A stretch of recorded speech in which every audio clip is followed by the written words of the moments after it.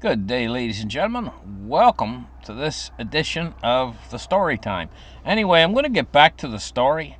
Where I left off was we were all in the trailer park. The year was about 1968 or 67. Anyway, so I don't know how it happened, but my great grandmother from Canada, my grandmother's mother, came down from Canada somehow. I think my grandfather might have went down and got her and brought her down, but she had dementia. She had Alzheimer's and dementia. And she was about 75 or 80 years old at the time. And so she was a very sweet old lady, very sweet disposition and everything else, and she was in the trailer park. And at that time, she was I didn't see her the way I saw her. She was, to me, I didn't understand Alzheimer's. I didn't understand what it was or how her mind was at the time. I was just a child of about maybe 5 or 6 years old, and I was going to first grade. And by the way, the school there in Hollywood, Florida, was a really lovely school. It was a nice school, and they were good at pretty good at teaching me. But they were teaching the type of reading that it was just coming into influence and was memorizing words, rather than sounding words out. And so anyway, what happened was I remember during that period in time taking my grandmother around. I'd take her around by the hand, and take her around the trailer park and show her things. And because of the way her mind was, I'd say, like, Grandma, come over here. Look at these flowers. And she's like, oh, dear. What flowers? I'd grab her by the hand, take her over. Look at these. Look at how pretty they are. Oh, aren't they lovely? She'd say. Oh, look at what you found. This is really interesting, And I'd say, come on, Grandma, come over here and look at and I'd get enthused, come on over here. Look at these ants.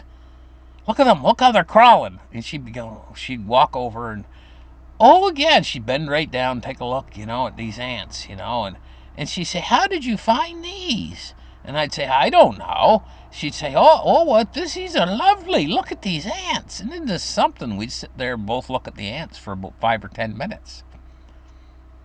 And then I'd grab her by the hand and I'd take her over here and I'd say, Grandma, I'm hungry. And she'd say, oh, are you, dear? And I'd say, yes, I'm hungry. Come on to the kitchen. Let's go get something to eat. I'd take her by the hand up into the trailer, into the kitchen. And she'd say, well, what would you like, dear? And I'd say, well, I'd like a bowl of ice cream. And she'd say, okay, where do they keep it? She'd be moving around the kitchen, and looking and stuff, and like she'd never been there before. I'd say, Grandma, they keep it here in the freezer. She'd grab the ice cream, and she'd say, after she'd make me a little bowl of ice cream and stuff, and give it to me, and I'd be sitting on the couch eating it. And she'd say, I'd like a cup of tea. And she'd start cooking herself a cup of tea. She knew where that was, And so it went on this way. Well, my grandmother and my mother, they would talk things over, and they looked how we would go around together, and we'd enjoy each other's company. Me and my great grandmother that had Alzheimer's, and they'd say, well, gee, I guess what went through their mind was, why can't she babysit him, and why can't he babysit her? So that's what happened. There was a number of occasions where my grandmother and my mother would go off shopping for groceries or whatever, be gone for maybe an hour, or I think the first time they were only gone for a couple minutes, and then they come back to check on us, But they used to go for an hour or two, and leave her to babysit me. But in a way, I was kind of babysitting her. Maybe we were babysitting each other, but everything went along good. And after they did that a few times, they got used to it, and they knew that everything went along good, that way, and they would go out shopping and stuff, in the afternoons and leave us there together, She was taking care of me, sort of. Anyway, so time went on, and my uncle, he decided that he wanted to come to Florida. And so he did the same thing as my father did. He moved into the trailer park.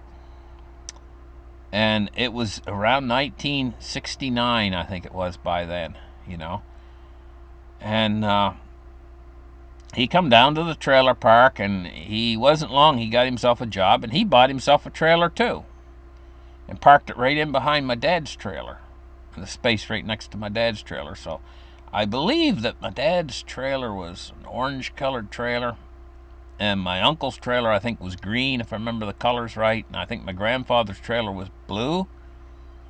And so it was a very colorful park, but this was an idyllic time period for me in my life, and I didn't realize it at the time.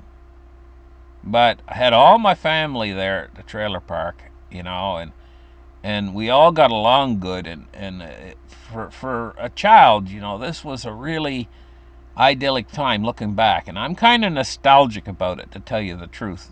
Maybe that's why I'm talking about it on this show, but it was a very nostalgic period in my life, the time and it was just a very short period of time. It didn't last very long. It was from about the year, I guess, 1967 until around 1971. But during that period in time, my aunt, she got pregnant. And so she went through the 9-month period, and she went to the hospital. And I always remember the day when she come home, and she was riding, I think, in my grandfather's car. He had a little station wagon he brought from Canada, and I believe it was an Izetta. Little, I think it was black, if I remember right. Little black Izetta station wagon. So she come home from the hospital, and I remember she was holding this bundle, and it was a little girl, and a first cousin of mine. So she come home, she was all proud, and everybody was happy, very happy, and she come home from the hospital with this little bundle. So things progressed, and we didn't stay a whole lot longer in that trailer park, but I do remember at the time I was having a little bit of trouble learning to read. And the reason why was, in schools they were teaching this type of reading where you had to, instead of sounding words out, you had to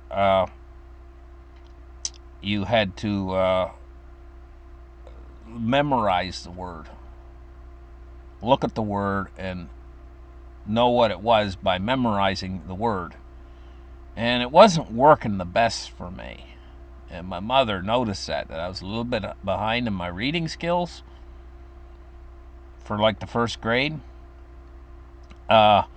So my mother decided she was going to fix that and help me to learn how to read. And she got this old book, and it was a book on how to sound out words, and it had how to sound out the vowels and so on, I remember after school she would come in and she would get me, and she'd sit me down in this little chair, and she'd sit down in the chair in front of me, and she'd start trying to teach me.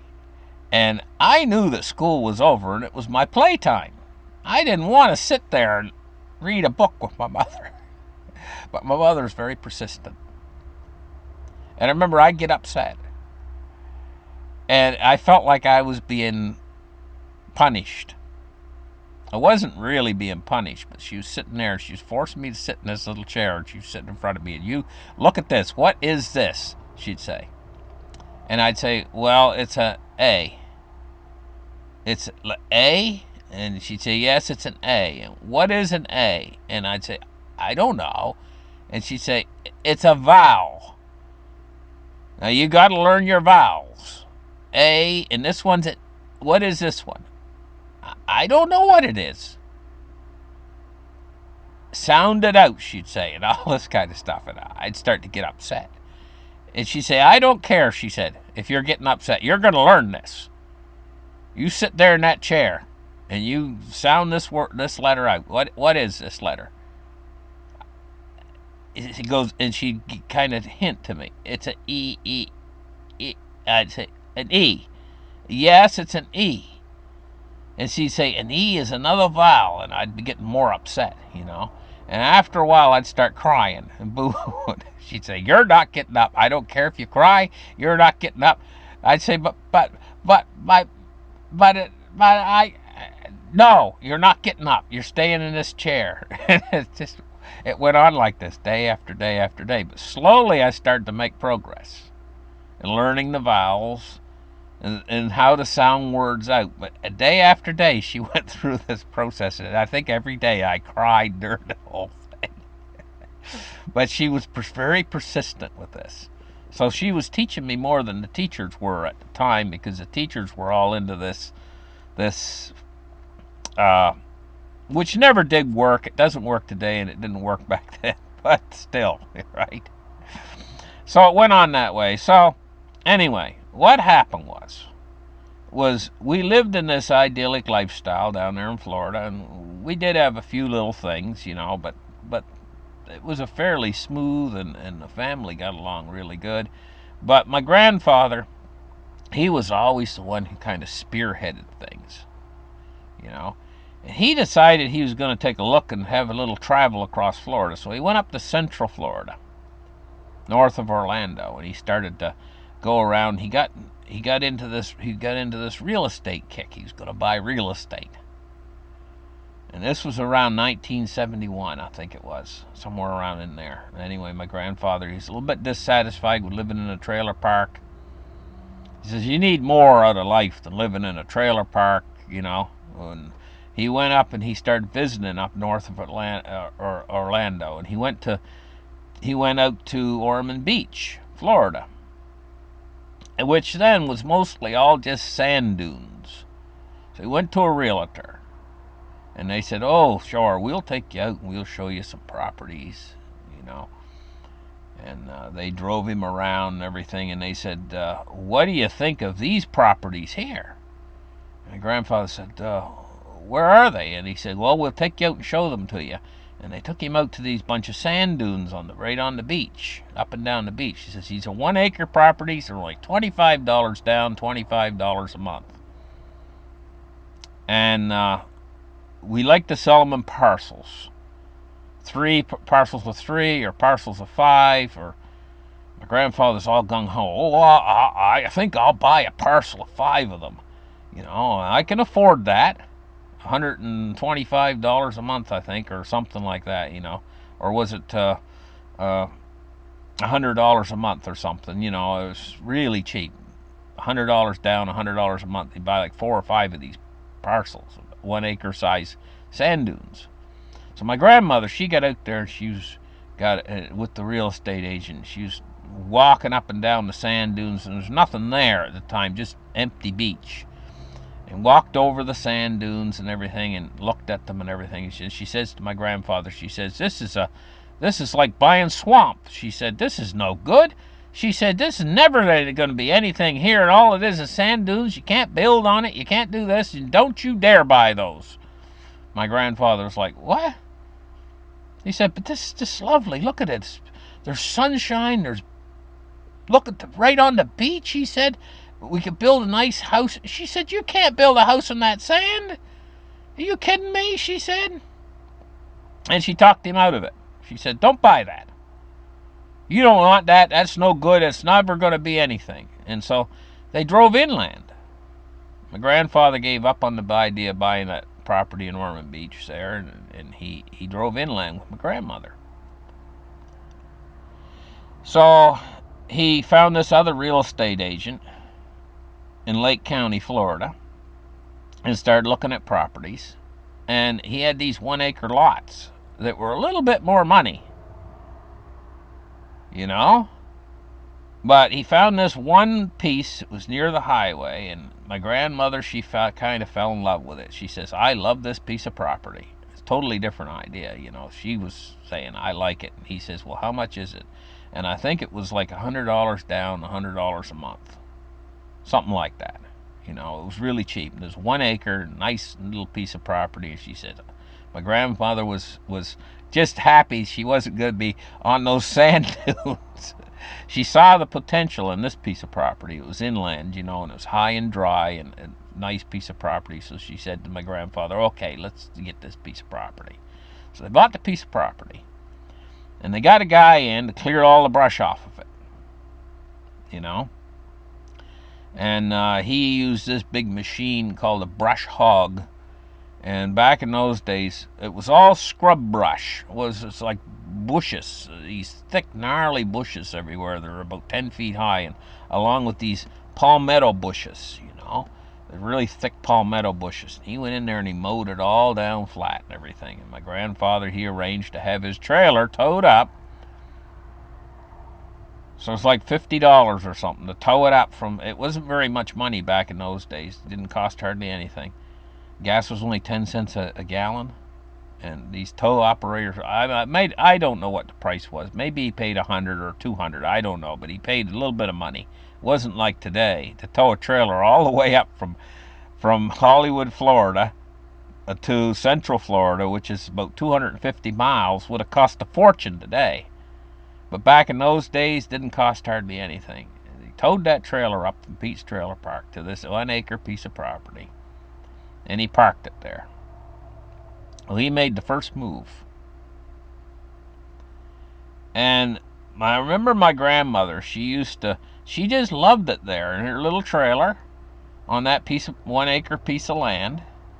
And she'd go around in the daytime and she would dig the little palmetto bushes out of the ground that were in the front yard. And that was the thing she liked to do in the afternoon. She'd go out there with a little lawn chair, my grandmother, and she'd take a little shovel with her, a spade.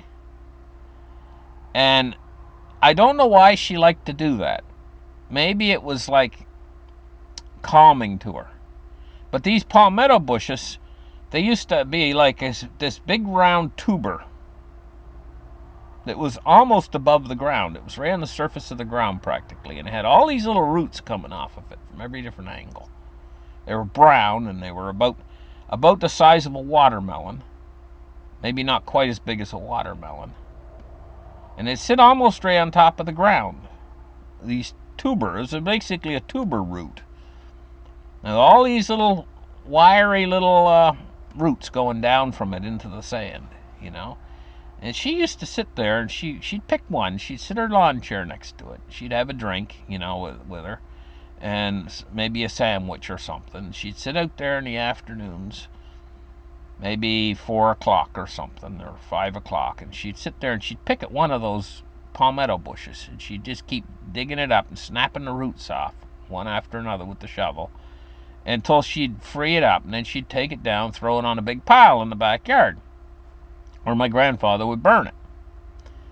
And every day her doing one of those, it wasn't long, and she had them all dug out of the ground. And maybe she was doing it for exercise, I don't know.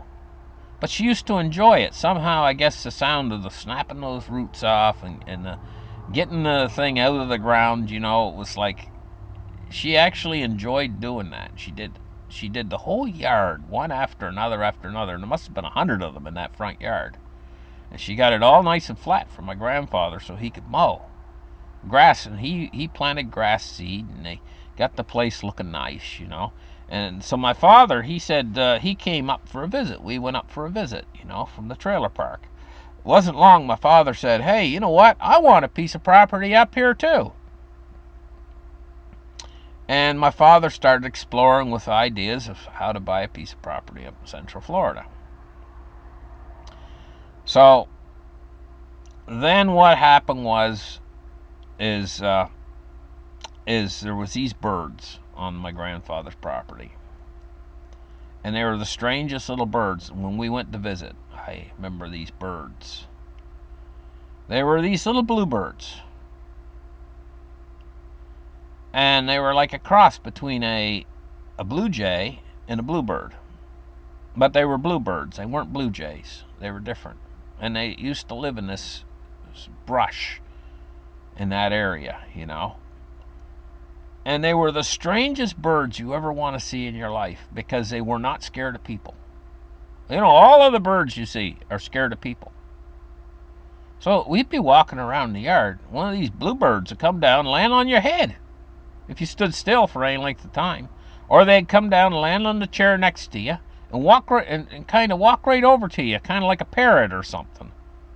My grandmother, she'd be sitting there in a chair digging out these roots and stuff, and these bluebirds would be flying all around her and be curious. What are you doing? They would be like, they were the strangest birds. And I remember my grandfather and grandmother used to feed them. They used to take little pieces of bread out there, and they'd hop right on your hand, start eating the bread right out of your hand, these little bluebirds. They were native to that region, these particular bluebirds. And so time went by, and my mother and my father, they decided that they weren't going to move to Central Florida. They decided they were going to go to Tallahassee, Florida. So that's what they did. They packed up their belongings down in South Florida, and they moved up to Tallahassee, which is the state capital. And I remember, now I was getting a bit older then. The year must have been around 1972 or something like that, maybe 73. And I was getting to be a little bit bigger boy, and I wanted this bicycle. So I remember the house in Tallahassee. It was a nice house. I think it was a 2-bedroom, 1-bath, and it was well built. I think it was concrete block or whatever. It wasn't far from the school. It was within walking distance of the school. Nice sidewalks and everything. And I wanted this bicycle. And I was all into Hot Wheels cars that year, too. I wanted Hot Wheels cars, and I wanted a bicycle. So I kept talking about a bicycle. I kept saying to my father, let's get a bicycle. And my father was like, no, I don't know. Maybe. And it went along like this for a couple months. And then all of a sudden, out of the blue, my dad decided to get me a bicycle. So he went to Sears. And he found this little bicycle, this little gold-colored bicycle. I think it was made in Italy. And it had a little banana seat. And it was like a little hot rod bicycle. It was a cute little bicycle, and he brought it home. They put it all together for me. So I was all happy and everything, and he was going to teach me how to ride the bicycle. So he hopped on it first to make sure everything was working good, and he noticed the brakes didn't work. There's no brakes on it. It had one of these pedal brakes where you push back on the pedal and it's supposed to stop the bicycle. I remember my father riding down the driveway. He'd put the bicycle together, He's riding down the driveway. And he's putting his feet backwards to make the thing stop. And his feet were just going around on the thing. And he's running right down the bicycle. And he had to put his feet down to stop himself. He says, what kind of a bicycle is this? He says, doesn't Sears warranty their stuff? Little kids, can get hurt on this. He said, there's no brakes. He said, how is a little kid going to stop? How's my son going to stop on this? And he started to get upset. And after he put the whole thing together, So he says to my mother, he says, we're going to go back to Sears with this. This is no good. Sears is selling us something junk. He says, this is junk. And he was upset, and he put the thing in the car, and we rode back into Sears with this bicycle, this little gold-colored bicycle. So my father waltzed us right into the store with this bicycle. Now you have to remember, this is back around 1971 or 72 or something, And times were different back then. Customer service was much more important to the stores than it is today. And they would let you do things like this in the store. They were all about the customer back in those days. The customer is always right was the mentality back in those days. So my father went to the bicycle section with this bicycle, and he explained to them. He said, I bought this bicycle off of you guys. And look, the brake don't work, he said. He said, how do you expect kids to stop? He said, this is a horrible thing to do, to try to sell bicycles with no brakes to kids, he said. And I think they gave him a new one. They gave him a box with a new bicycle in it. And they said, "Oh, here you go." And my father was somewhat satisfied. So we all got back in the car and drove back home, and my father started putting a second bicycle together out of the box. Took him an hour or two, and he put it all together and everything meticulously with the wrench and everything. My father was good at it. Remember, my father worked at Miami Lincoln Mercury, a car dealership. So, I mean, he was good at... If you're good at putting cars together, you can put together a bicycle, believe me. So he put this bicycle together, and he did a good job. And he got on it and started to try to ride it. The same damn thing. The brakes didn't work. Well, this time he was pretty darn upset. We're going back to Sears again. The bicycle got packed into the trunk and everything, and he went back in. He got the same salesman. And my father was getting kind of upset. His voice was going up a little bit. He was like, "You're not. How can you be allowed to sell children these bicycles, and the brakes don't work?" And he got on the bicycle inside the store. He's a fairly big man. And started riding up and down the aisles and showing them how the brake don't work. You know, I mean, he didn't ride a long way, but he just rode around, went a little circle in the aisle, and come back to where the salesman was. "Look, this brake don't work." He said, "Isn't there any of them here that work? Let me try this one." And the one on the rack. He said he grabbed the one off the rack. And he got on it. And he said, "Let me try this one." And he says, so he did the same thing. He drove just a little ways down the aisle on that smooth marbled floor in Sears. And the store attendant there, didn't really want to mess with my dad. My dad was kind of upset, and he knew it. And so my dad rode up and down the aisle, and this one, he put his foot on the brake and pushed back on the foot, and it stopped, like skidded to a stop. He says, "This one works. The display model works," he said. And he turned around the aisle, and he did the same thing coming back, and he said, look, it stops perfectly. This one works perfect." And he says, "I want this one. I want this bike. It works." And the store attendant was like, "Well, we don't... That one's not for sale. That's our display model." My dad was like, "I don't care. This is the one I want. My child is in danger," or whatever. And with these other bikes don't have any brakes. I want this one. He says, "Where's the store manager?" He said, and so what happened was, at the end of the day, my father walked out with the display model bike. So we went home with it. So my dad, the next day, was like, he got home from work, and he's like, "I'm going to teach you how to ride this bicycle." So I remember us going up and down the sidewalks there in front of the house. And my dad would give me a push, and then he'd let go. I think I fell about 3 times.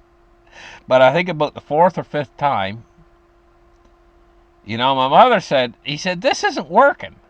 And my dad said, "Why isn't it working?" And she said, "Well, the sidewalks are too narrow for him. When he tries to woggle, he goes off on the grass and he falls." She said, "You got to take him someplace where it's a wide open pavement so he can do his woggle and he can get his balance," she said. My mother was observing all this. My father says, "I know, up at the schoolyard, just up the road." So I put the bike in the car. My mom and dad, they drove up to the schoolyard. They got me out on the court. They had this big court in the back of the schoolyard. It was paved. And my father got me out on that court. And so he'd start doing the same thing as he had done on the sidewalks. Give me a push and then let me go on this court. And sure enough, it worked. He gave me this final push, and I started to woggle along a little bit, but then I started to get the feel for it. I started to feel how this works. And once I felt how it works, I started to pedal myself, and the next thing you know, I was just going around that courtyard, on this pedal bike. And I always remember the feeling of freedom of that when you first catch on, you first take off. how you get that feeling of wow, and the air's going, and the breeze is blowing through your hair, and you're kind of sailing along on this bicycle, nice and smooth down the, and you've got the feel for it. You know how to. It wasn't long. I was bicycling along. I was just as good as any other kid on a bike. Able to let my hands off the handlebars and all that kind of stuff.